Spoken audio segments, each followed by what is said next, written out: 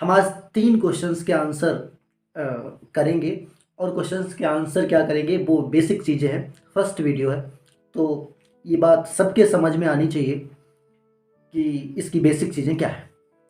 सबसे पहला क्वेश्चन ये है, व्हाट इज़ स्टोरी टेलिंग।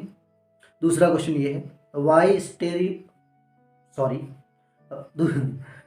फिर से बोल देता हूँ। दूसरा क्वेश्चन ये है, why storytelling is so important. तीसरी बात ये है कि कहाँ पे स्टोरी टेलिंग यूज़ करनी चाहिए, when to use storytelling. चलिए स्टार्ट करते हैं। पहले क्वेश्चन का आंसर देता हूँ। पहले क्वेश्चन का आंसर ये है कि एक बूढ़े बुजुर्ग थे, एक गांव में रहते थे। रोज़ शाम को एक जगह इकट्ठा हो जाते थे। सर्दियों में आग वाग लग जाती थी, मतलब अलाव या जहाँ पे आग जलाते हैं लोग इकट्ठा हो जाते थे, कहानियाँ सुनाते थे। वो टाइम से लोग पहुँच जाते थे, बिल्कुल चाव से कहानियाँ सुनते थे। एक नया बच्चा था, एक दिन बोला कि अंकल जी ये बताइए कि आप मतलब आपकी स्टोरीज में ऐसा खास है क्या कि जो सब लोग सुनने चले आते हैं और लोगों को मज़ा भी आता है। आंसर उन्होंने ये दिया है कि भाई अच्छा, इसका आंसर करने से पहले आप ये कहानी सुनो। वो कहानी क्या है? उन्होंने बोला है कि देखो, एक राजा थे, उनके 3 बेटे थे। उन्होंने ये बोला कि पास वाले गांव में एक काम कराना है, सबके खेत में 5-5 पेड़ लगवाने हैं, तो उससे छाया वाया हो जाएगी और आगे की जनरेशन के लिए फ़ायदा हो जाएगा। 3 बच्चों को काम दिया गया कि जो करवा देगा उसको इनाम मिलेगा। पहले सबसे बड़ा बच्चा गया, बताया जाके कि भाई ऐसा है, ये करना है और राजा का आदेश है, ये कीजिए। सभी लोग इन्फॉर्म कर दिया उसने, बढ़िया तरीके से ऑर्डर दे दिया। किसी ने नहीं सुना, नहीं मुझे नहीं करना, छाया हो जाएगी, फसल कम हो जाएगी। दूसरा बच्चा गया, ये कैमरा हिल गया था। दूसरा बच्चा गया, बोला कि ऐसा है कि एक पेड़ लगाने पे आपको 50 रुपये मिलेंगे और आप 5 पेड़ लगवाओगे तो 250 रुपये हो गए आपके। राजा कुछ और इनाम दे सकता है। किसी ने सीरियसली नहीं लिया। तीसरा बच्चा गया, उसने बड़ी बढ़िया कहानी सुनाई। छोटा बच्चा, उनका राजा का छोटा बेटा, कहानी ये सुनाई कि देखो हुआ ये कि एक लोग थे आप ही जैसे गांव में, नाम था राम प्रकाश। और उन्होंने क्या किया कि अपने बच्चों के लिए 5 पेड़ लगाए आम के। और फिर जब वो मर गए, स्वर्ग सुधार गए, तो उनके बच्चे उस पेड़ के नीचे जब भी बैठते थे तो अपने पापा को याद करके खूब रोते थे और बोलते थे कि हमारे लिए ये लगा गए हैं, और बड़े खुश होते थे। और उनकी जनरेशन आई तो उनके भी बेटे, वो भी पेड़ लगा के गए थे 5-5 अपने बच्चों के लिए, और वो भी खूब याद करते थे। तो एक बढ़िया इमोशनल कहानी सुनाई।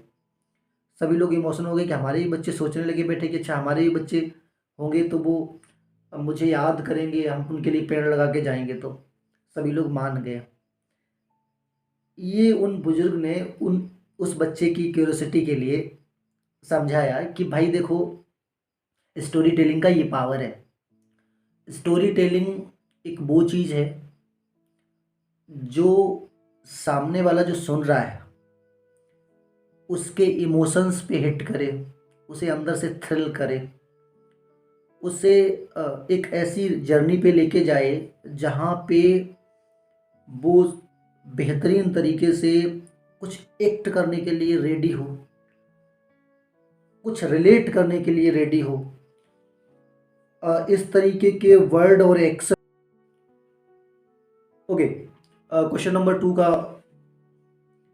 पे पहुंच जाते हैं। Why storytelling is so important. इसका आंसर इसका आंसर ढूंढने के लिए मैंने तो कोई ख़ास प्रयास नहीं किया, लेकिन एक अमेरिकन जर्नलिस्ट थे जिनका नाम था जॉन वॉकर। और उन्होंने क्या किया, 2009 में ईबे से 200 प्रोडक्ट्स, 200 ऑब्जेक्ट्स ऐसे कोई भी खरीद लिए। और फिर उन्होंने 200 राइटर्स को अप्रोच किया, 200 राइटर्स को अप्रोच किया और बोला भाई ऐसा करो इनके लिए अलग अलग कहानियाँ लिखो। हर स्टोरी एक ऑब्जेक्ट को रिप्रेजेंट करनी चाहिए। मतलब जैसे ये पेन है तो इस पेन के बारे में कोई कहानी होनी चाहिए कि ये पेन छत्रपति शिवाजी महाराज यूज़ करते थे, या ये पेन दुनिया के सबसे अच्छे राइटर यूज़ करते थे। कोई भी कहानी हो सकती थी। फिलहाल ऐसा ही हुआ। फिर वो वापस आए ईबे पे और उन्होंने वो प्रोडक्ट लिस्ट किए। बट अब अंतर ये था उन प्रोडक्ट और उन प्रोडक्ट्स में कि अब हर प्रोडक्ट के साथ एक कहानी थी, वो भी अच्छी कहानी। अब पता है क्या हुआ, जो उन्होंने प्रोडक्ट्स पहले लिए थे वो हर प्रोडक्ट की कीमत लगभग $1 थी। तो अब पता है क्या हुआ, जो उन्होंने प्रोडक्ट्स पहले लिए थे वो हर प्रोडक्ट की कीमत लगभग $1 थी। तो उन्होंने 200 ऑब्जेक्ट $129 में लिखे, $129 में लिए थे। एक ब्यूटीफुल हॉर्स हेड था, वो लिया था उन्होंने 99 सेंट का, और वो बिका 6295 का। वो बिका 6295 का।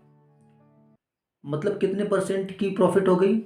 लगभग 6395% की।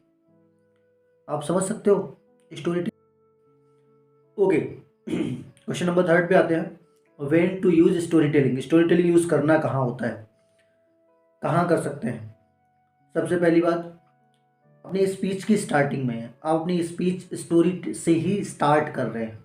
स्टार्टिंग में ही ऑडियंस का अटेंशन बन जाएगा। अब क्या होगा, अब क्या होगा, अब क्या होगा। अपनी स्ट्रेंथ या वीकनेस बतानी है। इस तरीके से बता सकते हैं कि एक बार मैं शेर से बढ़ गया, स्ट्रेंथ हो गई। एक बार मैं अंधेरे से डर गया, वीकनेस हो गई।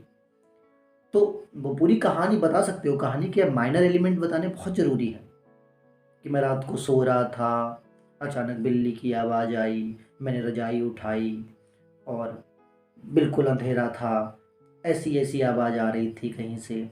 वो जितने आप एलिमेंट ऐड करेंगे लोग वही उतने रिलेट कर पाएंगे। कोई प्रिंसिपल वैल्यूज़ को परसुएड करना हो, जितनी भी रिलीजियस बुक है, परसुएड कराने का मतलब अपनी बात मनमानी हो, किसी को अपने चीज़ों से एक्सेप्ट करवाना हो। जितनी भी रिलीजियस बुक हैं, चाहे वो रामायण, महाभारत, कुरान, बाइबल, सारी स्टोरीज़ के फॉर्म में है।